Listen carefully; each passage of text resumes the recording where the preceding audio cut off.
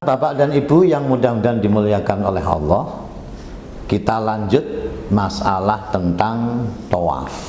Mungkin Bapak dan Ibu biasa mendengar tawaf. Tawaf itu apa?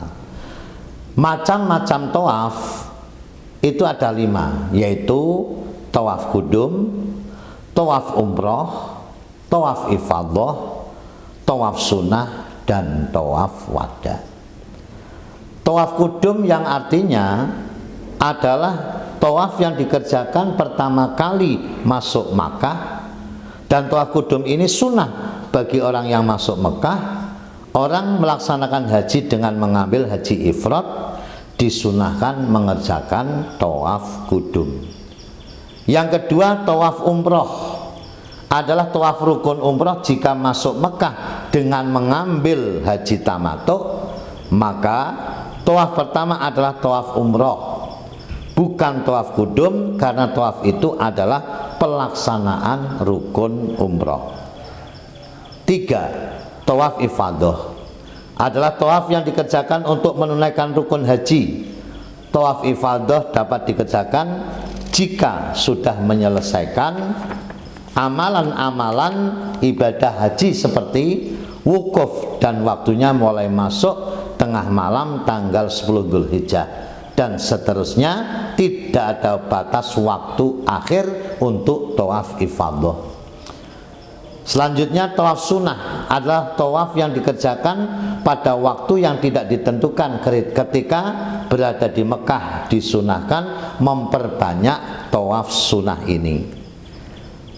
Nomor 5 yaitu tawaf wada adalah tawaf yang dikerjakan ketika akan meninggalkan kota Mekah. Hukumnya wajib. Jika tawaf ini ditinggalkan, maka wajib membayar dam. Tawaf ini merupakan tawaf pamitan. Oleh karena itu, bila sudah dikerjakan, ia sudah segera berangkat dan tidak boleh lama-lama di Mekah, kecuali untuk mengurus hal-hal yang berkaitan dengan keberangkatan pulang, seperti mengurus barang-barang atau menertibkan kendaraan. Jika lama-lama di Mekah bukan dalam hal-hal di atas, maka tawaf wadanya harus diulangi kembali. Bahkan dulu Rasulullah SAW ketika melaksanakan tawaf wada, beliau sudah mengikat kendaraan atau ontanya di depan Masjidil Haram. Begitu selesai tawaf wada, beliau langsung meninggalkan kota Mekah. 2. Wajib tawaf. Wajib tawaf ini merupakan syarat rukunnya, maka harus dipenuhi. Jika salah satunya ditinggalkan, maka tawafnya tidak sah dan tidak dapat ditebus dengan apapun.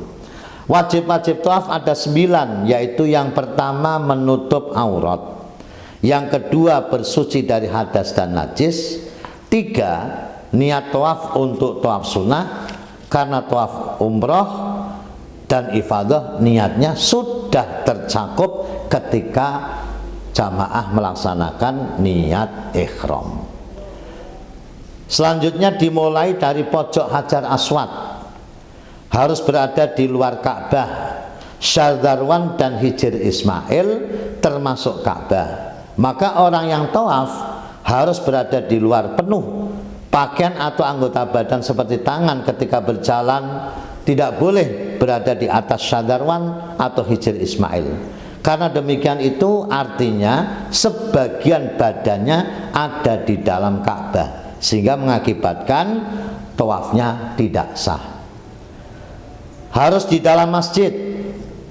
Yang selanjutnya, Ka'bah selalu lurus di samping kiri orang yang sedang tawaf. Yang selanjutnya 7 putaran penuh. Jika ada putaran yang tidak sempurna karena ada kesalahan seperti jalan miring atau mundur, maka harus diulangi. Jika ragu apakah sudah 6 putaran atau sudah 7, maka harus dihitung, diambil yang bilangan kecil, yaitu 6. Sadar bahwa yang dilakukan adalah tawaf.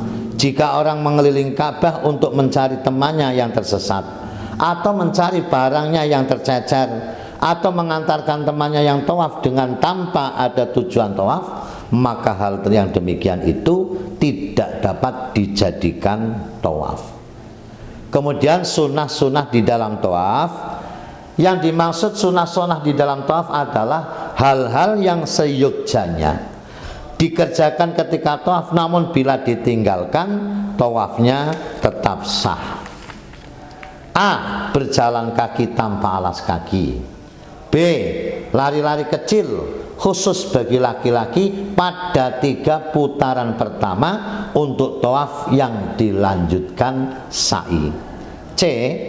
Berselendang khusus bagi laki-laki untuk tawaf yang ada lari-lari kecilnya. D. Mencium hajar aswad.